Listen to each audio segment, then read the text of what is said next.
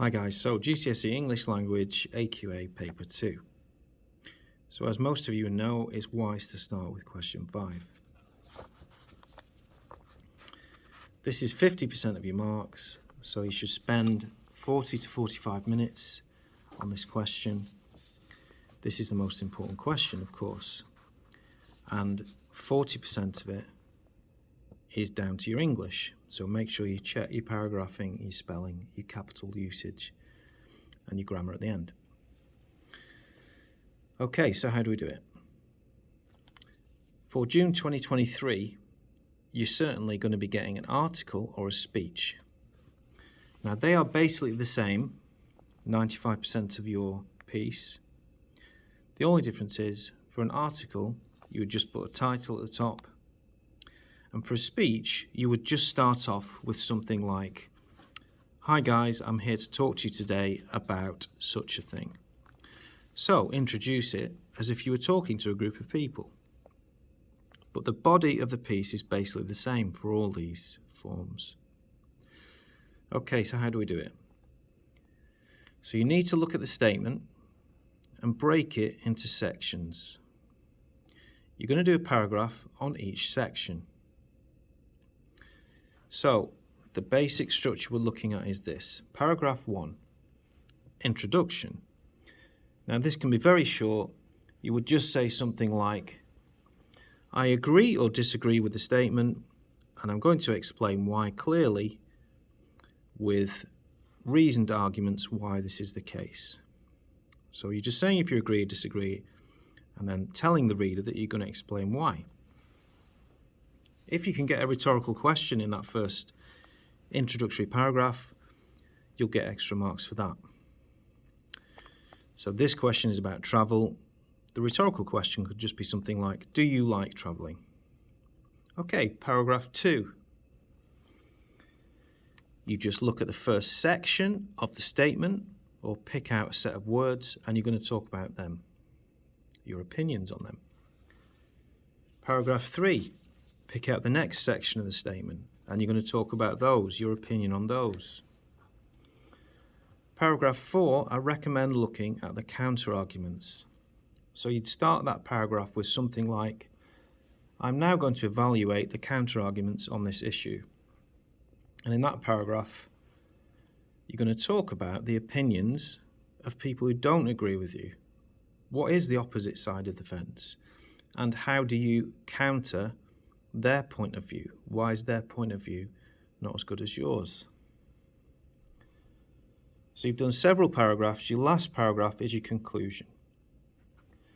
And you could start that with something like, "Having looked at a number of issues today about the topic of," whatever it is, "I would say that the most important things to consider are this."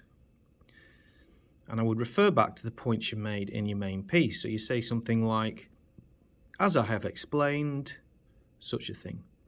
As I have discussed, such a thing." So you just refer back to the main points you've made briefly. You're saying, "Yeah, I introduced my piece, I told you my overall opinion, I went into some detail, I looked at the counter-arguments, and I brought it back together, telling you exactly what the key points were and how I arrived at my final decision." So that's a nice 5-paragraph structure for you. What do you actually put in the main part of the piece? Well, students seem to struggle with this, but all you need to do is discuss the issues intelligently with good English. There's no right or wrong answer. As long as you're discussing it intelligently and hopefully using the words in the statement and your English is good, you should get a good mark. Using things like discourse markers, firstly, comma, secondly, comma, additionally, comma, and using conjunctions, although, because, but, however, as, will get you extra marks, as will any higher level vocabulary you can remember. But I wouldn't struggle to do that too much. What I recommend is memorize your structure, 5-paragraph structure, introduction, main body, counter-arguments, conclusion. Try and write intelligently, giving your opinion on elements in the statement, and conclude it clearly. Check your English at the end, because obviously, as I said, that is 40% of your marks. So that is all you need to do for question 5. 2 pages is enough. That is more than adequate to get a healthy grade. Okay, so 45 minutes we've done on that question. That's really crucial. You time yourself. Then you move to question 4. So this is 16 marks. What you need to do for this when you start is give yourself a few minutes reading time. So read the question, read the source, and then to do your actual written part of the answer, you're looking at 20, 25, 30 minutes. I would suggest, unless you've got extra time, 25 minutes. If you have extra time, 30 minutes. So this is probably the hardest question on both papers, but it's not that difficult if you know what to do. For this question, you're comparing something in both texts, and it will always relate to the feelings of the writers about something. So you're going to be looking for words relating to feelings. Now, it's not going to say clearly how the writers felt in the text. It's not going to say we felt happy or we felt sad. It's going to imply how they felt. So, for example, if they say it was a rainy, dull, dark day, then obviously that implies they were feeling slightly negative about the day. So, using words like implies or suggests, so the text suggests or the text implies, is going to get you extra marks. You're pulling out the meaning from the text, which is part of the skill you're getting marked on. Can you pull out that meaning that is not directly communicated? You're inferring the answer and using your understanding to understand the implications of the text. Okay, so you're comparing the feelings. The other thing you're doing is you're comparing the methods. So we've got 2 things we're trying to do for this question. So the thing to do for this is get in your mind clearly what you are comparing. This one from 2020 is about the feelings and perspectives of the writer's adventures in the mountains. So it's about their feelings, about their adventures. So I would underline or circle that word so you know what you're looking for. You could write another word off there to perhaps help you understand what you're looking for.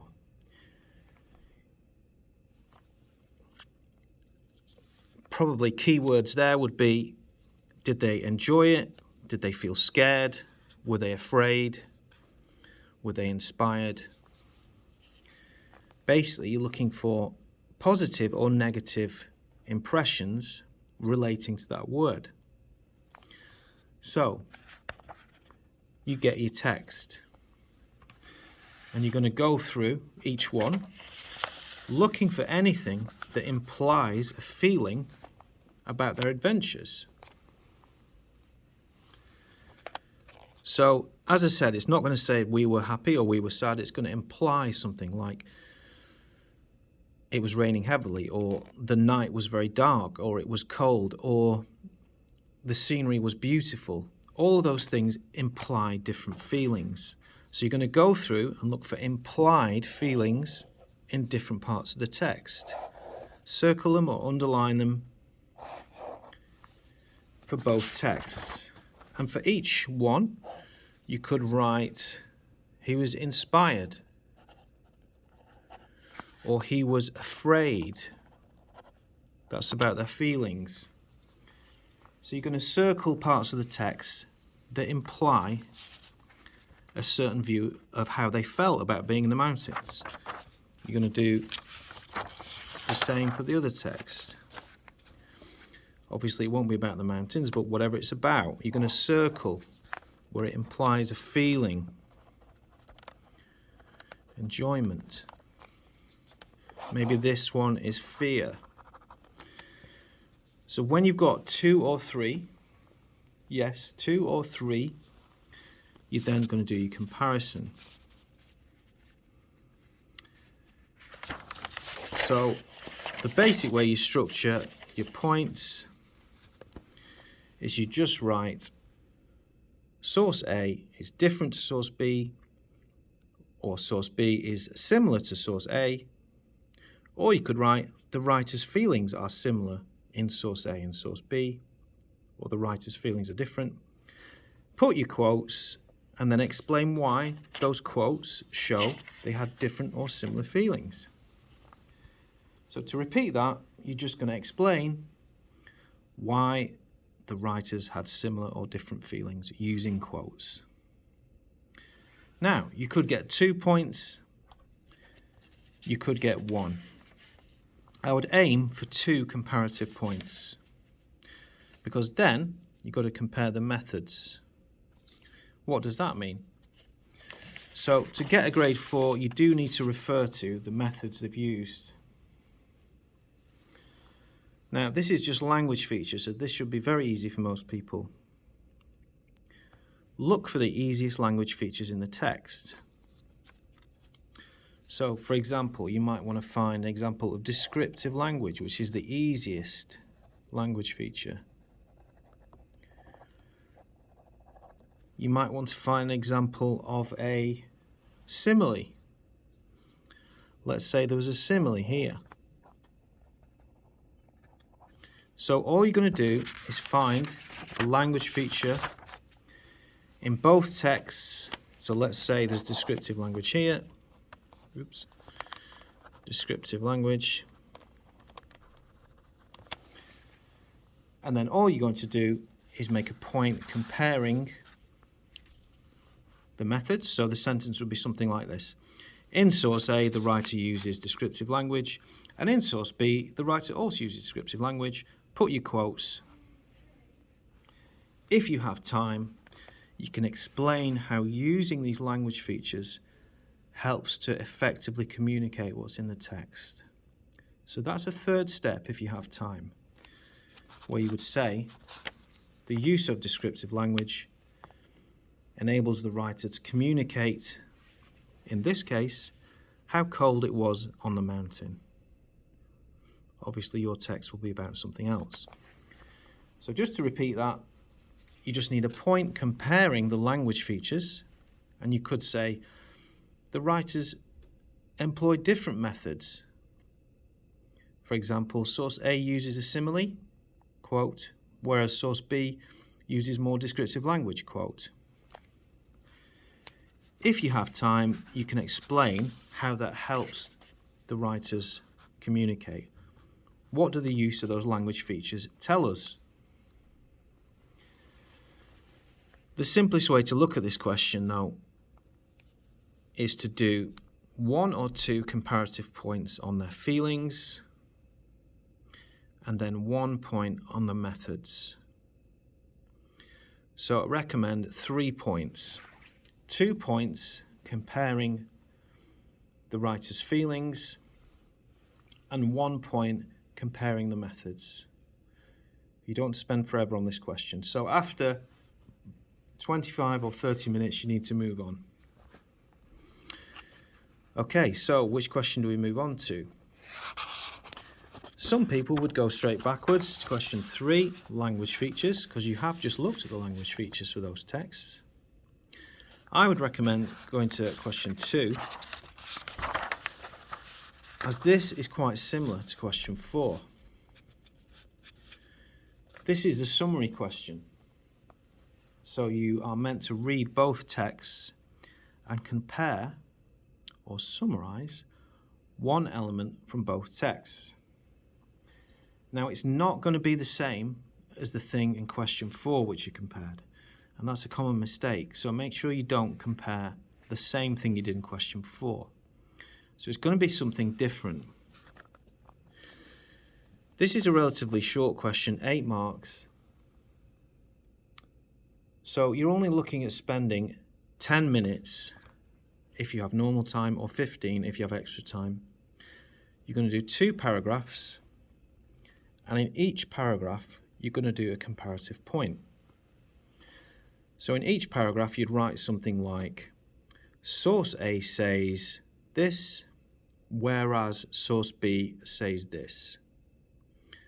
Or you could say source A is different to source B because it says this, and source B says something else.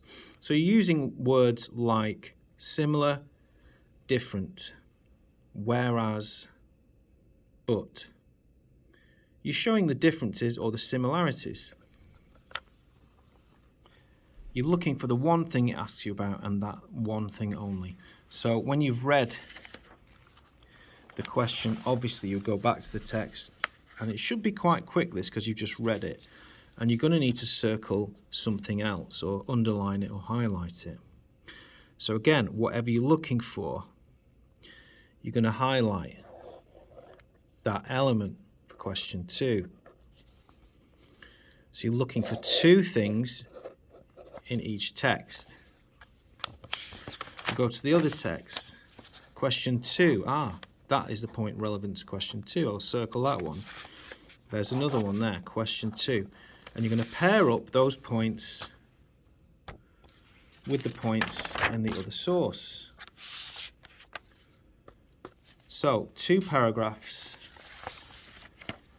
where you compare the thing it's asked you to find, and you're going to show the differences or the similarities. But keep it reasonably short, 10 to 15 minutes. You don't want to write loads. Get to the point. Just try and show if they're similar or different with quotes, with evidence if you can. Okay, so 10 to 15 minutes, we're going to move on. Question 3. So we flip back. We no longer have to read 2 documents. We're focusing on 1 document for question 3. It's language features, everyone's favourite. It's going to tell you the lines you need to read. So most people know reasonably well how to do language features. What are the important things to remember? So paper 2, question 3 is 12 marks. So you're looking at 15, 20, 25 minutes. If you have extra time, 25 minutes will be fine. If you've got normal time, you're looking for 17 to 20 minutes, I would say. Just to be accurate, I would aim for 17.5 minutes if you can manage that. But around 17 minutes would be the middle sort of marker you would aim for. Just keep an eye on your time. After this, you've only got 1 question left, so you can probably weigh that up when you're doing the exam. Okay, so what are the easiest language features to use? The text will always have descriptive language. They will always have positive and negative language. There's a good chance there will be a simile in there, and there's probably a 50-50 chance there will be other things like personification, metaphors, maybe even pathetic fallacy, alliteration. But the easiest ones to look for are descriptive language and positive and negative language. Of course, you can get a high grade without signposting the language feature. So you don't have to say what the language feature is. You can just put your quote down and explain why the language is interesting. Now we come to the point where we can understand exactly what you get your marks for. So with what I've just said, it is good to signpost the language features. You would get a tick for that, but you can get a high mark without doing that, because what you get your marks for is the detail of your explanation. Okay, so you pick a word from the text and you're going to explain exactly why this word is so evocative, so brilliant. It has so many different meanings and has different impacts and different shades of colour on the reader. The idea is the writers have chosen specific words in a clever way, and they can have lots of different clever meanings. So you're picking specific words and trying to tell us that you understand exactly why the writer's chosen these words and to explain all the different meanings from those sets of words. So you could theoretically do 1 point that is very, very thorough, 1 quote with an explanation, and get a really high grade. I would recommend looking for 3 points, 3 PE paragraphs. But if you do 2, that is absolutely adequate. So try and get 2 done. If you have time, do 3. But what you need to do is try and get a couple of detailed points down with lots of detailed explanation. All the examiner wants to know is, what do the words mean? The other thing they're interested in is, what effect does the words have on the reader? What effects do the words have on the reader? So what does it mean, and what effect does the words have on the reader? If you can explain those in detail, you're going to get a good mark. So concentrate on your explanation. Okay, so you've spent your time on that, 17 minutes, 20, maybe 25 if you've got extra time. You do the final question. If you time things according to what I've said, you'll have 5 minutes left on this. Now, paper 2 question 1 is more difficult than paper 1 question 1, which is very straightforward. This is not that difficult. All you really need to do is read each statement carefully and then look for those key words in the text. Now, the kicker is that some of these words are not going to be in the text. What they're trying to do is to see if you can infer again and look for the implied meaning. So, for example, statement A, is it true or false? The statement here says, the climbers were sheltered from the wind. So, it's not going to say in the text, it's unlikely to say, we sheltered from the wind. It might say something like, we hid in a small cave while the weather was bad. Okay, so that's asking you to kind of translate the meaning and discern and infer whether it's true or false. So that's the way to do it. Read each statement and then look for words that are similar, maybe the same words, but unlikely to be. Look for words that are similar in the text. It should be relatively straightforward. Don't kill yourself or get stressed on this question. Most students don't get 4 marks. But if you've got 5 minutes left and you've done the other questions well, you should be feeling confident. So do what you can on it. Okay guys, so that's paper 2. Final points. Bear in mind you are going to get a bit stressed when you do the exam. Nothing is going to go perfectly. So be prepared mentally for that. Some things will go well, some things will go not well. The pass mark, as you know, is just under 50%. So you don't need to do everything perfectly. So don't get completely stressed out if something isn't that easy in the exam. If you see words in the text you don't understand, it's probably wise to skip over those words and pick some different words. I think the best bit of advice, obviously, is revise the method to answer all the questions. And crucially, make sure you know your timings. Believe it or not, timing is one of the biggest reasons students don't pass. They just don't finish. So if you know how to answer all the questions and you know your timings, you should be feeling confident. Okay, good luck everyone.